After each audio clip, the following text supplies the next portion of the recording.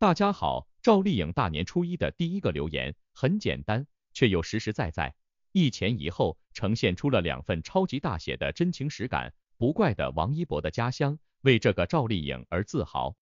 不怪的全中国的女孩现在都想找赵丽颖拜师求艺，掌握一项目测可行可操作的，一起奔赴国色天香的超级技能。可以说，这次春晚首次化身最 top 古典女神，而且完全没有之一的赵丽颖，不仅彻底扔掉了流量的标签，甚至还让当晚所有荣幸出现在了央视舞台的顶尖流量，都一个个成为了实至名归的点缀和陪衬。那么，视角永恒359度，观点永恒与别不同的询问我，为什么这么肯定呢？因为央视的精心安排和收视的最终效果，让所有打问号的人都不服不行。对于王炸弟弟王一博同日上映的大片《无名》而言，所有打问号的人都一致跑偏了，也就是说，立场出现无一例外，针对王一博的黑粉狂潮，居然压根就没有发生在王一博的身上。那么您猜，问号都出现在哪儿了呢？大年初一，好几部春节档电影同时上映，昨日《流浪地球》《满江红》《无名》预售票房都超过2亿了，领先其他几部电影。作为王一博的首部电影《无名》，大家自然也对其比较好奇。没想到今日一上映后，骂声反而比夸奖多，似乎还上了难看的热搜，豆瓣影评基本上是骂声一片。其实对于这一现状之前就有端倪了。网友们表示，敢点映的有可能不是好电影，但不敢点映的一定是烂片。之前王一博成儿在宣传的时候也没有任何宣传片，自然也没点映了。而且据网友在观看后发现，梁朝伟是1番，周迅是2番，王一博只是3番。而梁朝伟和周迅此前都没怎么配合宣传，而王一博则是作为宣传的主力，再加上乐华娱乐上市，这么多事一联想起来，等着被骂也是正常的。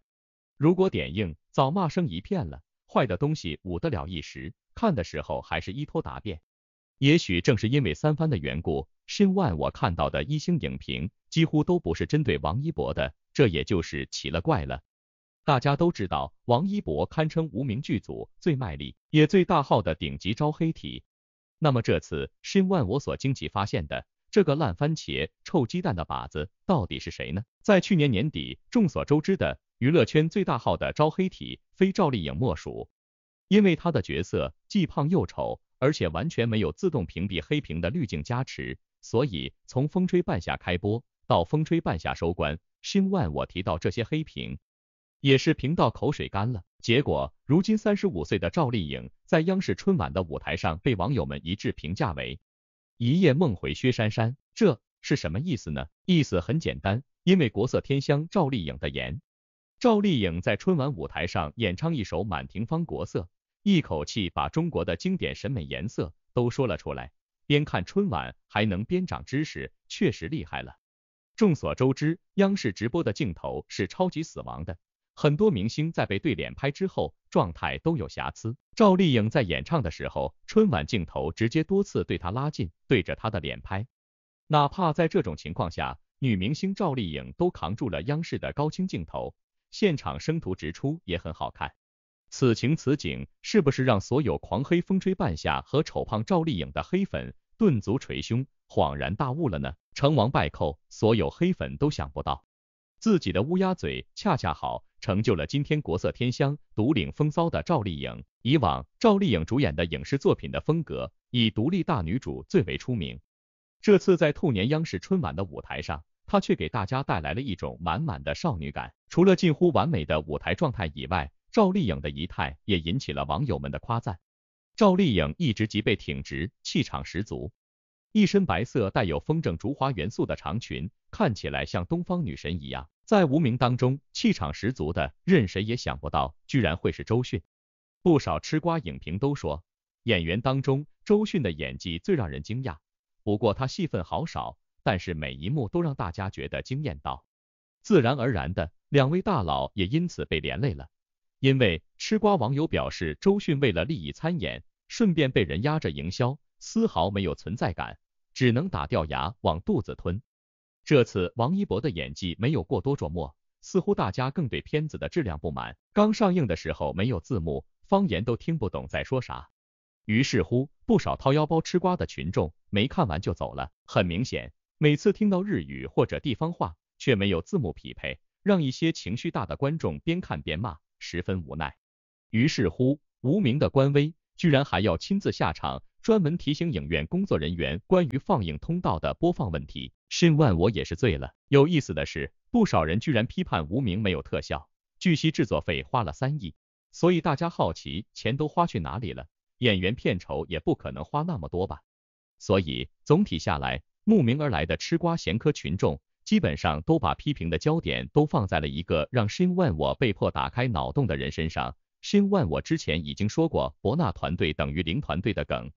无疑观影的群众心里话貌似更多。跟坐在电视机面前的春晚观众不同，后者明晃晃体会到了赵丽颖和央视春晚之间的反复认证与盖章的骚操作，而且太过明晃晃了。众所周知，每年央视春晚都会邀请一些娱乐圈中的明星们，基本上很多人都是集体歌舞表演，或者是一群人合演小品啥的。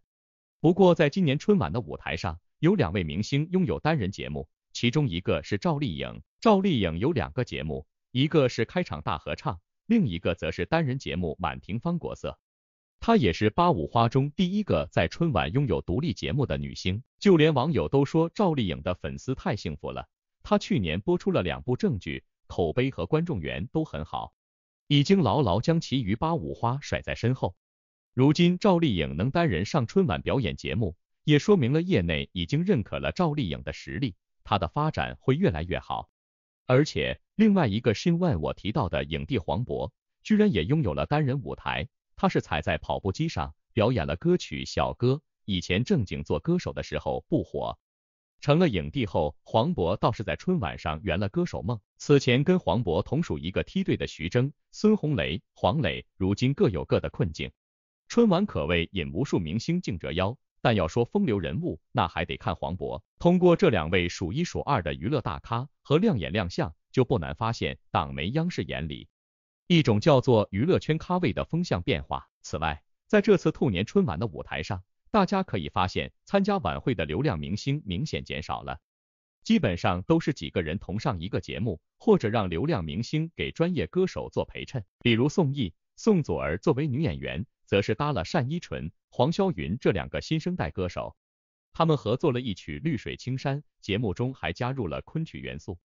可以说，流量明星即便能够出现在央视舞台上，也绝对是被央视去流量处理了。所有标签流量的明星们都是肉眼可辨的配角和陪衬。自我去流量，转型求突破的赵丽颖，无疑是央视唯一的亮点中的亮点，国色中的天香。去流量化其实很痛苦，有时候自己不主动去流量，结果就是被人去流量，就像央视这次的强行处理买肉搭葱的手法一样。但凡熟悉本频道的朋友都知道，申万我先知先觉提到过无名超级商业片的模糊概念，这种模糊概念其实是有害的，结果真的就来了。因为超级与否不是自己说了算，是影评说了算。王一博的无名刚开始预售的时候，一马当先，票房领先，只是被影视专家一致看好的《流浪地球2》和《满江红》后劲也是不弱。现在这几部电影都正式上映了，目前春节档的总票房已经破11亿了，《流浪地球2》是3.2亿多的票房暂列第一，《满江红》则是3亿多一点的票房紧跟其后，而无名的票房只有 1.6 亿多，然后就是《熊出没》也已经破亿了。《熊出没》和这几部电影不在一个竞争频道，但它的票房每年都稳定的很。吴京的《流浪地球2》本来就有第一部口碑在，是很容易吸引观众去看的，且目前来说看过的观众反响也不错，看来票房不可估量。而沈腾和易烊千玺的《满江红》票房和第一名差距相差不大。讲真，沈腾和易烊千玺的票房实际都挺多的，拿出来那可是能够比下去一大片的。不过最主要的还是得看电影的影评和口碑，这点申万我已经口水干了。那么这一轮下来，看过的群众怎么评价的呢？目前已经有人预测了一波这些春节档电影最后大概的票房，《流浪地球2》是33亿，而《满江红》则和它差不多。《熊出没》的预测票房也有9亿多，和往年的差不多。感觉今年可能还会再高一点，《交换人生》预测是8亿多，让人意外的是，梁朝伟和王一博的无名预测只有5亿多，在所有预测中，显然已经是垫底了，很不被看好。当然了，无名目前也还是打破了几个猫眼记录的，只是后劲势头看上去确实不太足。电影圈的都是直接用路人票房说话的，这是实打实的真金白银，无论粉丝在网上营造的有多火，宣传的有多广，最后还是只能用影评口碑和路人票房说话。申万我甚至提到无数遍了，能说会道的申万我只对前者更为关注。再说梁朝伟和王一博的无名前期预售票房看上去非常好的样子，现在看来果然都是粉丝在发力，在贡献，而粉丝是撑不起票房的。而且申万我反反复复强调过，这个电影的题材其实是不太适合春节档的，适合春节的明晃晃只有闹哄哄合家欢的央视春晚，您说对不？一年一春晚，每年除夕过后，便又到了观众褒赞与吐槽满天飞的时候。作为中国春节期间收视最高、话题最热的晚会，对那些有幸登上这个舞台的艺人来说，这几乎是全年最重要的秀场。尤其是女明星们，着装打扮、颜值保鲜，都不免会被全国观众检阅，有大量评论出炉。今年又恰逢春晚开播40年里程碑纪念，据悉跨媒体受众总规模高达12.72亿之巨，所以这种几乎涵盖全国14亿人民的，绝对属于金字塔尖的全民性和权威性，根本无容置疑。有趣的是，所有全国人民的槽点和辣评都属于赵丽颖之外的大腕大咖，而赵丽颖本尊呢，就4个字，惊艳全场，或者说美到失语。当然了，申万我还是感到这话蛮肉麻的，因为至少申万我还是能说话的，不会被赵丽颖美到失语、美到窒息的。当然了，整场下来，实话实说，依旧是最美不过赵丽颖，所以有经验连连的网友看了今年春晚后，公开表示说赵丽颖一出场的对脸镜头美到失语。那么您被美到失语了吗？这次赵丽颖一袭中式白色长裙，仔细看，从腰部延伸过胸前到肩，还有水墨画般的写意轻竹装点。而古偶出身的赵丽颖也果然是古装剧的大女主出身，浑身透着轻柔的仙气，把这身衣服拿捏得恰到好处。此情此景，一颦一笑的的确确相得益彰。而她独唱的这首《满庭芳》国色，从秋日的朱市里发现红，从雨过天青处采得蓝，由清晨天光中寻的东方既白，歌声美，意境沉，描摹出桃红、凝脂、香叶、群青、沉香的满庭芳华，一口气唱出42个颜色名，将中式审美推向了一个高潮，是今年春晚不可多得的令人记忆极深的节目。而且全国人民，特别是女孩子们，居然还发现了另外一个赵丽颖的惊艳之处，也就是赵丽颖的身材管理，甚至于大家还拉帮结伙的疯狂寻找赵丽颖的身材秘诀。申万我只能再次肉麻了。有时候一种全国性的疯狂，在一夜之间就会彻底反转和发生，您说对不？这就像导演程耳的调侃一样，让人想不到的，最终才是更好玩的。程耳说了，就算无名票房再高，自己也不用梁朝伟、王一博了。问及原因时，程耳解释，最近过年很多小伙伴知道我指导过梁朝伟、王一博，是没完没了的给我发微信要他们的签名，下次再用他们，除非王一博、梁朝伟送我几张签名，我就会考虑一丢丢，哈哈哈。让申万我哈哈哈的是，赵丽颖的健身教程在春晚过后成为了全国女孩子趋之若鹜的新潮热搜。没错，你没听错，是赵丽颖的健身教程。也就是说，35岁赵丽颖的身材管理深深打动了所有爱美女孩子的心。即便赵丽颖不是健身教练，但是赵丽颖的健身教程已经在疯狂预定当中了。别人都是春节带货，结果演员赵丽颖居然直接带火了她的健身教程。即便她根本没有所谓的教程，但是她的身材实在太有魔法和魅力了。这次登上春晚，赵丽颖舒展的体态简直不要太优越，引得不少女孩好奇，大家都在问赵丽颖的体态是怎么练出的，有什么推荐的方法和视频吗？甚至还被网友扒出，早前赵丽颖参加中餐厅的时候，有她晚上收拾完餐厅后锻炼塑形的镜头，可以跟着那个视频学习。申问我，说到这也是醉了。疯狂的人干疯狂的事，从来不需要理由。当然了，关于赵丽颖健身大法，Shin Wan我还是非常提倡和期待的。看来等天气暖和起来，大家都要在身材上卷起来了啊。不过有位小姐姐的回答相当的扎心，她说方法有很多，问题是能不能坚持。Shin Wan我说过，身材管理是坚持的好朋友，没有这位好朋友，去年Shin Wan我横挑竖挑的林更新就是个鲜活样板。总而言之，赵丽颖这次央视春晚的空降亮相，燃烧了无数人的卡路里和惊叹号，其中甚至包括王一博的故乡。这次河南台春晚收视其实不好，在7大台中负责垫底。Shin Wan我只能说电视台本身累积受众太少，即便有天之骄子王一博的不断祝福和加持，可能热度方面更多集中在网络的缘故。还好河南台明星效应还是挺明显的，王炸姐姐赵丽颖上场表演歌舞节目，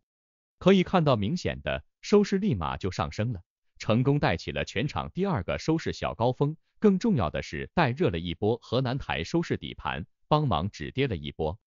原来赵丽颖不仅在北京台春晚高调亮相了，而且还特别出现在了文联春晚，请注意是在河南台播出的，这里的赵丽颖同样一袭红色晚礼服，明艳照人，果然是有作品打底，人气相当高。总结下来，这2天的赵丽颖真的太鬼马，太走心，太霸屏，太抢眼了。